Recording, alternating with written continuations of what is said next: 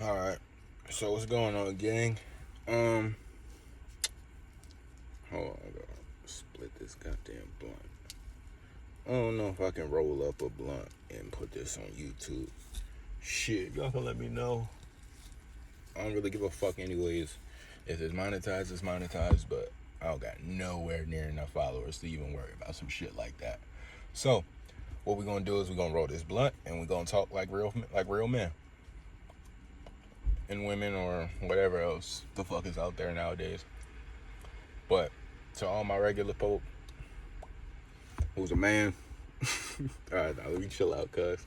Nah, but on some real shit though, it's kind of what I just do on a regular, in my everyday life. Well, not getting on the cameras because I kind of just started, talking on camera for real. But oh yeah, now like in real life, my brothers and shit, I just be chilling. Me and my partners and shit, we might be on the block, whatever. But whenever we just chilling, we kind of like to talk issues going on around the world. When we talk about issues, we're not, a lot of the times we ain't here to be no fucking savior. We just here to talk about the bullshit just for the sake of bullshit. And that's what I'm gonna do here. So what I kind of want to talk about a little bit is I want to talk about like gun violence, shit like that. But when I talk about it, I like to get to the root of the problem. I never.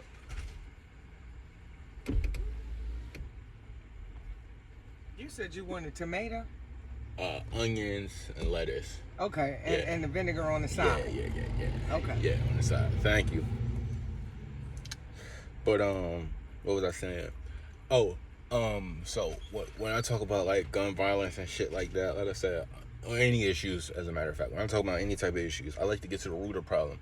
I don't like to, think about what we were left with. I like to look at it as like a problem. For me to be able to do any type of addition problem, it doesn't matter what my answer is if I don't know how to get to that answer. You see what I'm saying? So what I want to kind of talk about is, we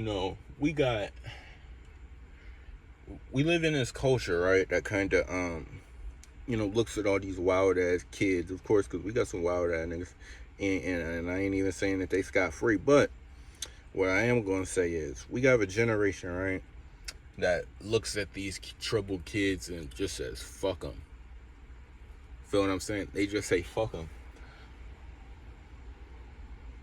And the only reason why that kind of rubs me the wrong way is because knowing what I know about the human mind and the adolescent developmental brain, you can't just become bad overnight, and it's not something that you're born with.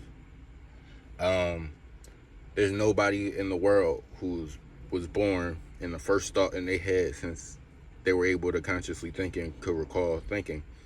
Nobody in the history of man has, from a baby, said, I'm gonna kill a man when I get older. I'm gonna shoot a nigga. I'm gonna rob a nigga. I'm gonna be a jack boy. Nobody just thinks this when they're born. At 6 or 7, you're not thinking about the next lick that you're about to come up off of, or the next, you feel me, next nigga you about to go rob, or whatever, next gang you about to join. Nobody does this overnight. And I think because people lack so much accountability that some people don't want to really admit that maybe they're a little bit of the problem. And that's why they get so mad when they see these little niggas. See, when they see these little niggas running around and can't nobody tell them nothing, and you hearing fuck you this, what you got, fuck you that. The only reason why these people are getting so mad, these adults get so angry, is because they really see themselves. Anything that's bad about a person, any flaw, anything, they don't want to see it until it becomes such a detriment to their life that they have no other choice but to address it. But for some reason right now, a lot of adults seem to think that you can basically have to dodge accountability and blame it on the youngsters and the internet and TV and shit that we've been seeing. Even then, that all has a fucking root. You feel what I'm saying? It all has a goddamn root. So, my 5-year-old baby doesn't know to get the remote on and turn on BET. My 7 or 8 year old doesn't know to get the fucking remote and go to Vice. What's that other goddamn what's all them bullshit ad channels? Y'all know Zeus. They don't know to pick up the remote and go to the Zeus network and put on Baddies East or Baddies, whatever the fuck they got these days, right? A lot of you bitches and niggas be the problem. Niggas don't want to admit this because y'all have lived a life where you have to dodge accountability, nigga. Your mom dodged accountability whenever you brought up how you fucked her, how she fucked up your life, and how she impacted your mental health, and how she only contributed to the negative and never the positive. But because your mama never had to accept accountability, and your grandmama never had to accept accountability, you think you don't have to accept no accountability. And honestly, to some degree, you're right. The only degree that you're right on is because you were a little kid who was influenced by these generations of unaccountable people. So at the root of your mind, you're gonna feel like it's right. So I don't really knock you niggas, but I do knock you niggas for knowing what the truth is. Y'all know that y'all gotta accept accountability because you know how it affected you and your mama didn't. But you bitch ass niggas still make the decision to run off with what your mama did. Because it was mama, so it must have been right? Well, that's why you got your kids. I done seen so many cases where the kid murk out they parent for life insurance money or just whatever the fuck. Sometimes niggas do it for $500, niggas do it for weed, niggas do it just to be a part of the gang. But you know the only way that you could do something like that is if you don't have a genuine connection with that person. You see, the reason why I can't ever slime out my pops or slime out my mom is because I don't think I've ever been through enough with them two that it made me be like, man, fuck these niggas, anything can happen to them. You know, the only kind of people who develop a thought process like that, these are most likely people who have been neglected, mentally, physically abused. You know, all these types of things play a role in the creation of a fucking monster. And you niggas created some monsters. You niggas created some fucking monsters. And that's why you niggas is ashamed. You niggas ain't mad and you niggas ain't upset. You hoe ass niggas is ashamed. You niggas is ashamed because whenever your kid goes out, it's a direct reflection of what the fuck goes on in your house. A bunch of unruly, chaotic bullshit, and can't nobody check them. So you know what that tells me? When your little kid can't be checked and he gonna tell me fuck me for trying to look out for him, that lets me know that his mom or his daddy, but most of these niggas got their mamas, because most of these bitches is taking all the goddamn state benefits, Section 8, child support. They taking all this shit and they just saying fuck the daddy, we don't need him at all. But you know what I see when I see your little badass son walk out? I see that his mom is an uncontrollable force of darkness that cannot be reckoned with.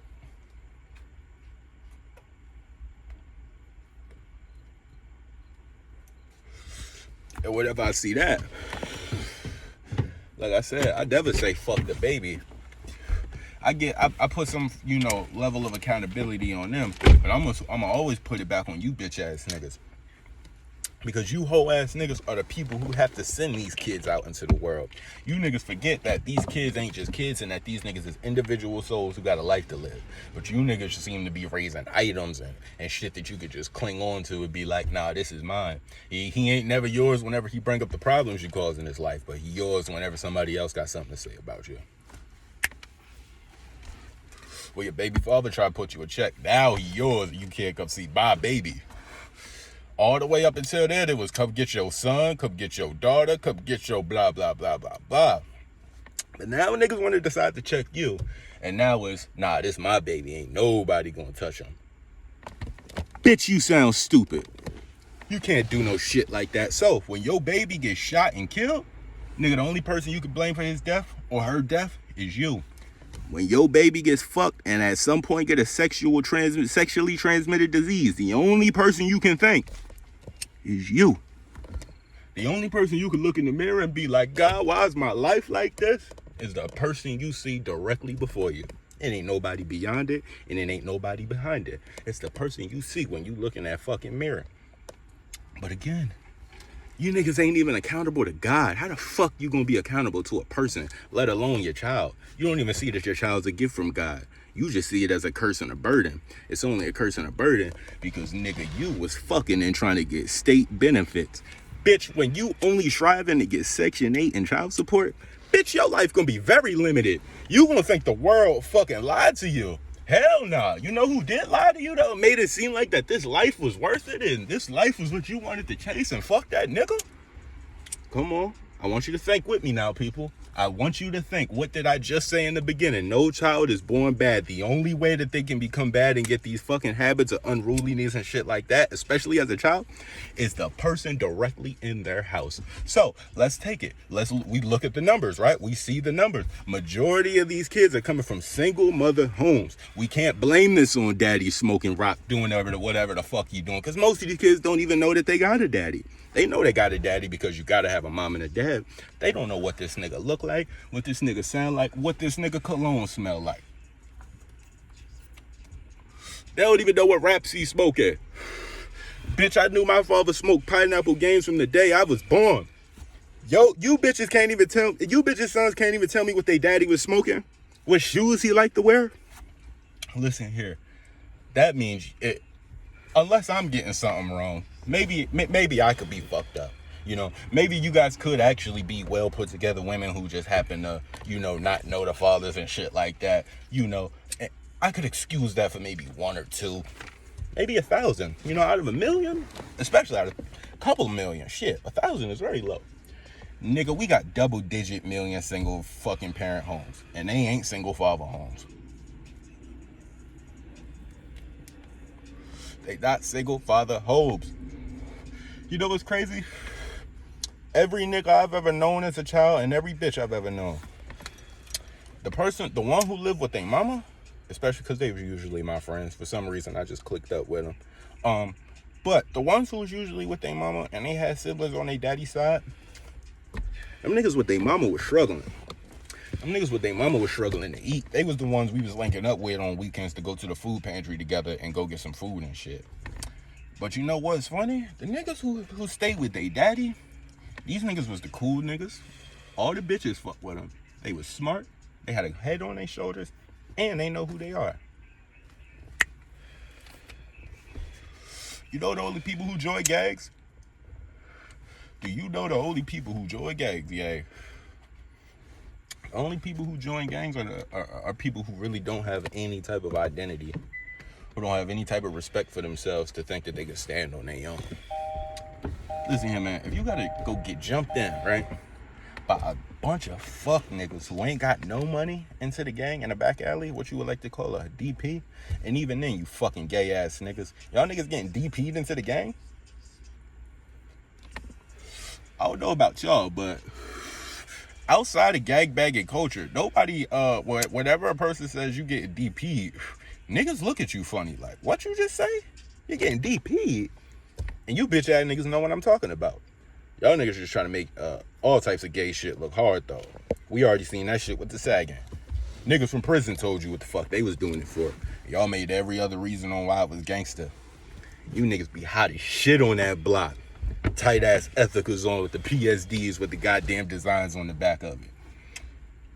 If you think that there wasn't a reason why they got you niggas wearing that shit,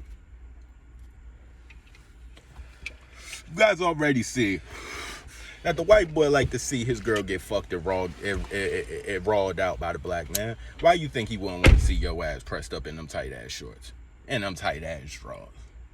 Boy, you niggas is stupid. You niggas still rocking, what's that bitch ass nigga's name? Rick Owens, Alexander McQueen. You niggas dying over Versace, Gucci. All these niggas was gay. They all had husbands. Look that shit up, nigga. I'm not just talking down on nobody. This shit's public record. Nigga, Tom Ford. You know what's crazy?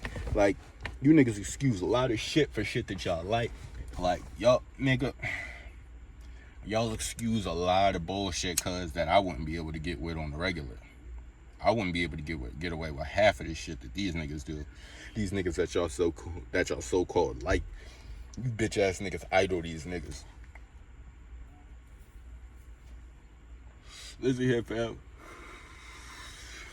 I would never idolize another man. I'm going to say this again.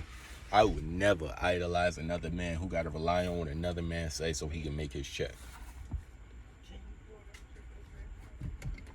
How the fuck you want me to rely on somebody who can't even drop an album when they want, with the type of content that they want? Nigga, when you in the fucking music industry, my nigga, listen here, my nigga. When you in the fucking music industry, my nigga, why you think these niggas' albums get trash after they get signed? Nigga, that's all a chess tactic, my nigga. That's all a chess tactic. Because they know when you was on them streets and you was hungry for it, you was dropping your hardest music. You was getting creative. Nigga, they get you in that label, you sign your life over, you sign your rights away. Nigga, you become a fucking verbal puppet who just seems to have money. What good is money if you can't do the things that you want to do in life?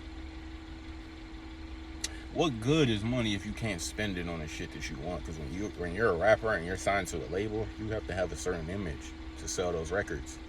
You can't be the person you really want to be. That's why I hate when you dumbass niggas ask, well, what does it mean to really sell your soul? The soul ain't even real, so how you gonna sell it?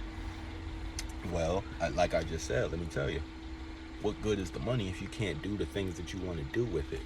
What good is the money when all the people that you genuinely care for, like your brothers, your cousins, your aunties, your uncles, your mama, your daddy, none of these niggas want to come see you because you ain't the same person you was before you got signed. You see, you niggas just live in la la land so much, and y'all are so deep into the bullshit. But y'all don't even listen to the niggas who really got money when they tell you that this shit don't mean nothing. Money means something to live, but it don't mean nothing at all. Let me say that again. Money means something to live, but it don't mean shit at all. What that means is, yes, you should always try to keep some money because you know you live in a world that demands you have it. But you shouldn't be so focused on money and so money driven that it stops you from experiencing this one life that you're going to get on earth. No matter how much money you get, you can never purchase a redo in life. You'll never be able to purchase a redo at birth. You won't ever be able to get to those gates and give the fucking Reaper, God, whoever the fuck you believe in, you won't be able to hand them $100 million in cash and be like, can I have a redo, please? You won't be able to do that. You have to learn how to live for yourself now. Because the world's job is to make you feel like you're nothing without us. Without this money. You're nothing without the good clothes. You're nothing without the good car. You're nothing without the good house. And the good car, the good house, the good clothes are all a concept of another man's fucking thoughts. Why work all your life, right? Let's just say this, right? Why work all your life, right? Let's just say some people work 30 years. Some people might even work 40 years just to get a Mercedes Benz. Let's say that. I know some people who really worked up 10 plus years. They didn't have shit when they started, and by the end of it, they got a Mercedes Benz. And that's a little more getting that Benz. But guess how long that Benz is going? That's how long that Benz lasted, though. This is brand new, by the way. Guess how long that Benz lasted, though? That Benz lasted him about maybe a year and a half. About a year and a half before you had to give it in and go get a replacement. I'm kind of using this analogy, well, this situation and this story kind of as an analogy and a metaphor. Why risk your life? Why waste your life, your time, your fucking energy on a fucking car that's gonna become a hoopty in 5 years? Or the car that's gonna be on Facebook Marketplace, open for negotiations in 5 fucking years.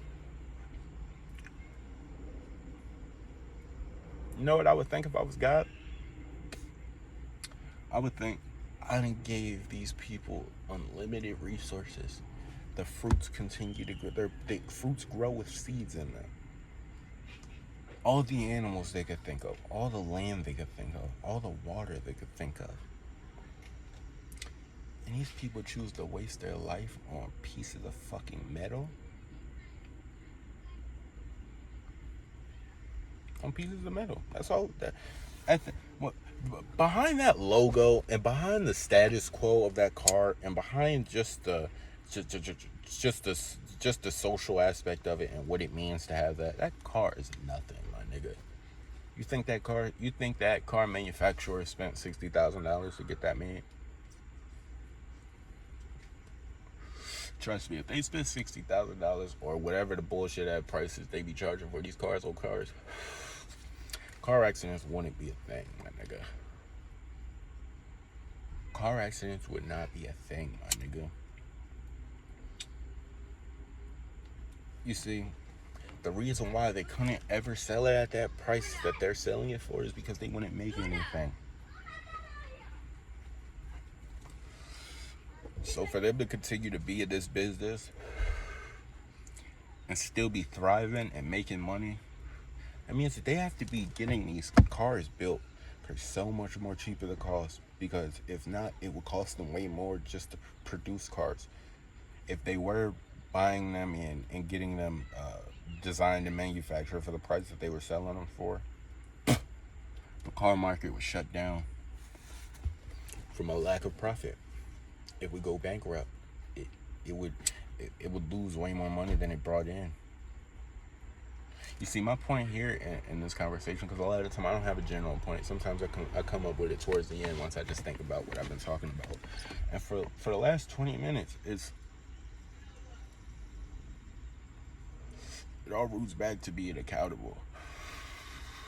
Now you might ask me, how does you talking about God and you cherishing worldly items, how does that come back to accountability? Well, I ask you, why do you feel the need to have that Benz? Why do you feel the need that you need that mansion? You need that. You need that presidential Maybach, Rolls-Royce Phantom. What's that shit them niggas be driving? The Hellcat. What makes you think you need that? Do you feel that bad about yourself that you have to match these expectations of people and be able to pop out and show them that you did it? What did you do? Did you work on yourself in between that time? Are you genuinely happy with how far you've come and not just that you got this Mercedes Benz? Are you happy with how far you've come mentally, physically, emotionally? Are you comfortable with all that? Did you even see any growth mentally, physically, or emotionally? Or did you just see growth? Or did you just see growth financially? What the fuck is that, guys? Or did you just see growth financially? Sometimes you have to ask yourself these questions, because if you really don't know what you're living for, you're going to end up just doing a bunch of nothingness. And it's going to piss you off in the end when you think, what did I live my life for? You're going to realize it wasn't for you. You're going to feel like you were tricked.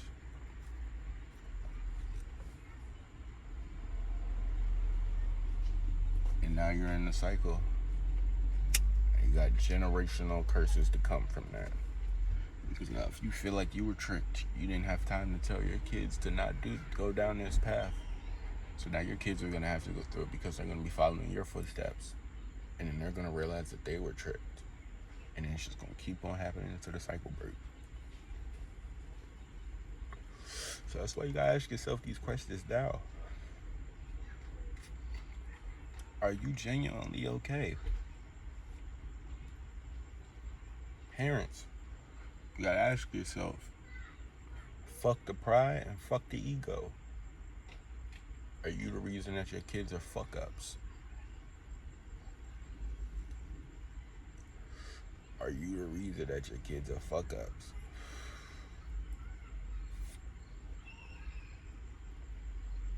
You know, I be hearing a lot of shit like, you can't control what your kid does outside. You don't know what your kid's doing when he's not under your roof. You guys are 50% right about that. And the only reason why I say 50 is because life is about balance, and you can't do too much with one. I grew up with a father who actively was in the streets, right? That's all I'm gonna say. Who was actively in the streets during my upbringing, right? If you ever met me on the street, if you've ever heard my music, anything like that, you would not believe the life that I come from. Nigga, I was just thinking about it earlier. I got done I was talking with somebody, and I was just thinking like, yo, I was really in the projects as a kid. Like, I didn't know I was in the projects as a kid, though. Like, as a kid, I just saw it as a dirty ass house, and we're clearly in the city, and it's clearly a hood, but I don't know exactly how bad it is and what type of danger I'm around. Nigga, I was around all types of drugs, guns. Nigga, I shot my first gun in a shooting range at what? 9 years old. That was a Glock 9. A little short joint. As a little 8-year-old. I was skinny. You see, I'm skinny now. I was way skinnier at 8. Especially when we were struggling. I was barely eating, so. But I've been around all types of shit, and that's why I can kind of speak on things a little bit more confidently and assertively, maybe than others might be able to, because a lot of people just read something and assume it. It is good to read, and it's good to come up with a hypothesis and actual thought and a conclusion to what you might think these people might act like. But again, that's a hypothesis. With a hypothesis, you have to test it in the field and make sure that your conclusions and your assumptions basically were correct. And you're supposed to be at least smart enough and man enough to be able to admit, okay, I've made maybe some slight wrong observations, but that doesn't mean I'm wrong. It means I have room to improve on my thought process. So now I can look at it from this scale, and now we can run some more tests. See what I'm saying? Like, bro, this shit is not supposed to be hard because people make it hard. Life is very easy. You know, you hear that shit all the time. Life is easy if you make, well, I don't know if y'all hear it, but life is basically what you make it, because heaven or hell is right here. You make your life heaven, and you make your life hell. Nigga, you make your life hell every day when you holding on to childhood trauma. Still at the ripe age of 20 because you feel like it don't hurt you. Nigga, every time you think about it, you gotta smoke a blunt. Obviously, it hurts you. It hurts you to the point where it brings up present emotions. And a healthy, emotionally regulated person is not supposed to do that. You're supposed to be able to dwell on the past, think about what happened, and then move on from it. And not move on from it because you forgot about it, but you'll be able to move on from it from a positive note because you see all the positive things that you gain from that situation, even though it's a bad situation. Like, you can't try to run from your trauma, and you can't try to shield yourself away from your trauma, because your trauma is what makes you. If you were to just embrace it, you would realize, like, damn, I'm way stronger than I think. Like, nigga, I salute all them niggas who going through depression and still able to make it out into the real world and still function to do what they gotta do and then go home and beat themselves up. As much as I feel like you should get yourself help, I also feel a great deal of respect, because trust me, I've been through that shit too. Teenage shit, you know how it go. You're a young boy, you're curious about the world, but then you also really don't know how to ask these questions. You want to be a man and you want to do these manly things, but you just don't know how to because you're afraid to ask. Trust me, I've been there, and those anxious feelings on top of the puberty hormone and emotions and shit like that just flowing rapidly. Trust me, I know how it goes. Like, I don't come here to, like, you might hear me talking shit, but like, I'm not. That don't mean I'm also not. That don't also mean that I'm also not gonna give you a real message. Like, I give you a mix of it. Like I said, my life is about balance. I don't give you too much of one thing. If I do, you're not gonna stay here.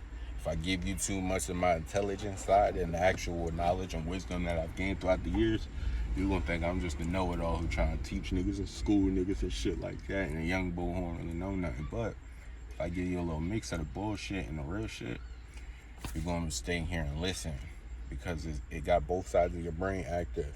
It has that nigga side of your brain active that's ready to go anytime you hear some type of drama or any type of bullshit. That's that shit that's ready to go. But then that side of you, that's that spirit and it's intrigued by some real shit that you just heard, is peeking at that too. Because y'all aren't dumb. The world wants to convince you that you're dumb. Bro, you are not dumb, cuz. I don't care what your mama said. I don't care what your teacher said. I don't care what you said to yourself. You're not dumb, cuz. I can't really stress this enough. Like, I don't think people know how important this is right now in our time. Because we're living in a time of manipulation, coercion, persuasion, all for evil doing. Nothing that's you're being persuaded to do. If you feel like it's out to help you, it isn't out to help you. We're living in the times of the Antichrist, my nigga. I hate to sound like a religious freak, but we living in the times of the Antichrist. Everything is backwards. It's opposed to God. Look at your TV, listen to your music.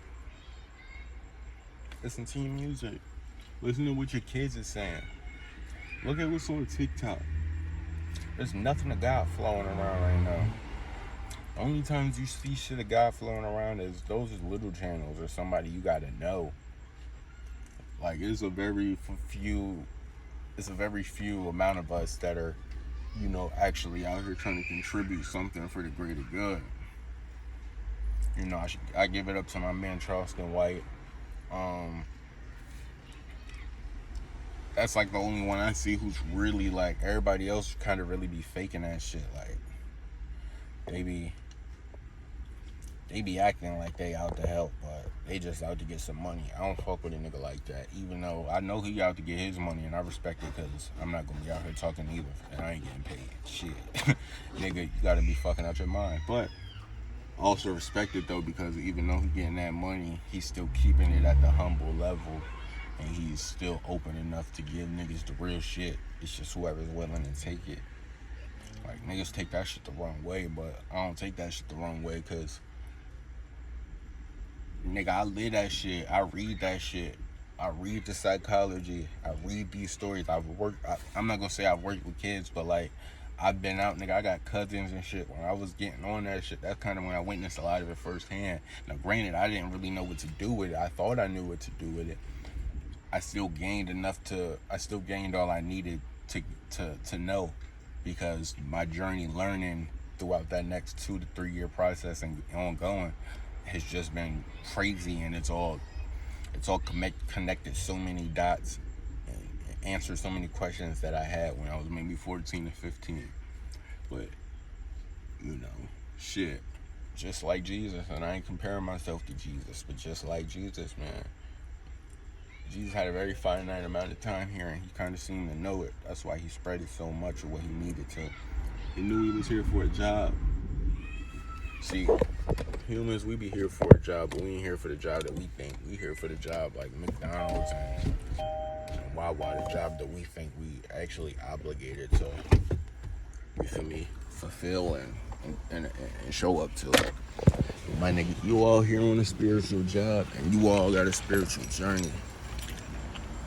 The world's job is to make you forget that.